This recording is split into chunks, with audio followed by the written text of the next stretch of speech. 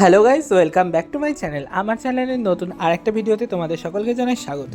দেখো, আজকে আমরা রান্না করেছিলাম সবজি দিয়ে সুজি। এটাকে অ্যাকচুয়ালি কি বলে আমিও ঠিক জানি না, হয়তো বা সুজির পোহা বা পোলাও এরকম কিছুই হয়তো বলে, তবে আমার ঠিক জানা নেই। তবে আজকে আমি ফার্স্ট টাইম এটা ট্রাই করলাম। আমি এর আগে অনেকবার খেয়েছি, বাট কখনো বাড়িতে বানানো হয়নি। চলো আজকে তোমাদের সাথে রেসিপিটা শেয়ার করা যাক। ফার্স্টে এটা বানানোর জন্য কড়াই গরম করে কড়াইয়ের মধ্যে দিয়ে দিতে হবে সুজি। দেখো, আজকে আমি যেহেতু ফার্স্ট টাইম বানিয়েছি তাই অল্প করেই বানিয়েছি। ফার্স্টে আমরা কড়াই গরম করে সুজি দিয়ে সুজিটাকে ভালোভাবে ভেজে তুলে নেব। এই যে 5-7 মিনিট মতন সুজিটা ভেজে তুলে নিয়েছি। তারপরে আবার কড়াই বসিয়ে কড়াইয়ের মধ্যে দিয়ে দেবো সাদা তেল, পরিমাণ মতন সাদা তেল দিয়ে সাদা তেলটা গরম হয়ে গেলে এর ভিতর দিয়ে দেবো আমরা কিউব করে কেটে রাখা গাজর ও আলু। এবার গাজর আর আলুটাকে ভালোভাবে একটু ভেজে নেব। গাজর আর আলুটা ভাজা হয়ে গেলে এর মধ্যে আমরা কিউব করে কেটে রাখা ফুলকপিগুলো দিয়ে দেবো। এবার গাজর, ফুলকপি আর আলুটাকে বেশ মিডিয়াম টু লো ফ্লেম করে ভেজে নিতে হবে, যাতে সবজিগুলো সমস্ত সেদ্ধ হয়ে যায়। দেখো, এই যে ফুলকপিগুলো ভাজা হয়নি আর গাজর আর আলুগুলো ভাজা হয়ে গেছে বলে এর ভেতর থেকে আমি গাজর আর আলুগুলো আলাদা করে তুলে ওই সুজির মধ্যে রেখে দিয়েছিলাম। তারপরে যে শুধু ফুলকপিগুলো একটু ভেজে নিলাম। ফুলকপিগুলো ভাজা হয়ে গেলে ফুলকপির ভিতরে দিয়ে দেবো আগে থেকে ধুয়ে রাখা মটরশুঁটি। এবার ফুলকপির সাথে মটরশুঁটিগুলোকে একটু ভেজে নেব 2-3 মিনিট মতন। সমস্তটাই কিন্তু করতে হবে মিডিয়াম টু লো ফ্লেমে। এই যে ফুলকপির সাথে মটরশুঁটিগুলোও আমার ভাজা হয়ে গেছে।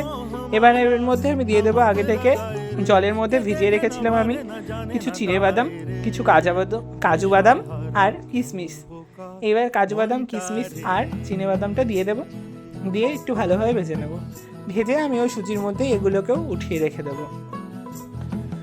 তোমরা কিন্তু অবশ্যই আগে থেকে এর মধ্যে চাইলে আরও কোনো সবজি অ্যাড করতে পারো। সবজিগুলো আগে থেকে ভেজে তুলে রাখবে। দেখো, আমাদের বাদামগুলো কিন্তু বাদাম, কাজু, কিশমিশ, মটরশুঁটি আর ফুলকপি তিনটেই ভাজা হয়ে গেছে। এবার আমরা এটাকেও উঠিয়ে রেখে দেবো ওই সুজির মধ্যে। এবার আমরা ওই কড়াইয়ের মধ্যে দিয়ে দেবো সামান্য পরিমাণ ঘি। ঘিটা গরম হয়ে গেলে এর মধ্যে দিয়ে দেবো ছোটো ছোটো করে কেটে রাখা টুকরো করে রাখা পেঁয়াজের ভিতরেই দিয়ে দেবো 2টো চেরা কাঁচা লঙ্কাগুলোকে একটু ভেঙে দেবো। আসলে আমি হাত দিয়ে কাঁচা লঙ্কা কাটতে খুবই ভয় পাই, সেজন্য একটু চিড়ে রেখেছিলাম। এবার খুন্তি দিয়ে ছোটো ছোটো পিস করে দেবো।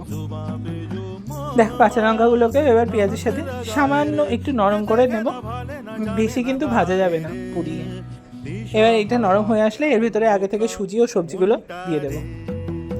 ব্যাস, এবার একটু সামান্য কিছুক্ষণ টাইম ধরে সবগুলোকে মিক্স করতে হবে। দেখো, এই মিক্সটা আমার কি সুন্দর টুটি ফুটির মতন লাগছিল। এই মিক্সচারটার মধ্যে এবার আমরা দিয়ে দেবো সামান্য পরিমাণ জল, কারণ সুজিটাকে তো সেদ্ধ করতে হবে না। এই বেশি সামান্য পরিমাণ জল দিয়ে দিয়েছি। এর ভিতরে এবার পরিমাণ মতো লবণ আর চিনি দিয়ে দিতে হবে। দেখতে কিন্তু খুবই সুন্দর হয়েছিল। এই যে আমি এর ভিতরে পরিমাণ মতো লবণ আর চিনি দিয়ে দেবো। 1 চামচ মতন লবণ ও 2 চামচ মতন চিনি দিয়ে দিয়েছিলাম। দিয়ে নামানোর আগে সামান্য একটু ধনেপাতা কুচি দিয়ে বাস এটাকে নামিয়ে নিয়েছি। এই হয়ে গেল আমার সুজির সবজি রান্না করা। বেশ খেতে সুন্দর টেস্ট হয়েছিল। তোমরা এরকমভাবে বাড়িতে বানিয়ে ট্রাই করতে পারো। আজকের মতো ভিডিওটা এখানে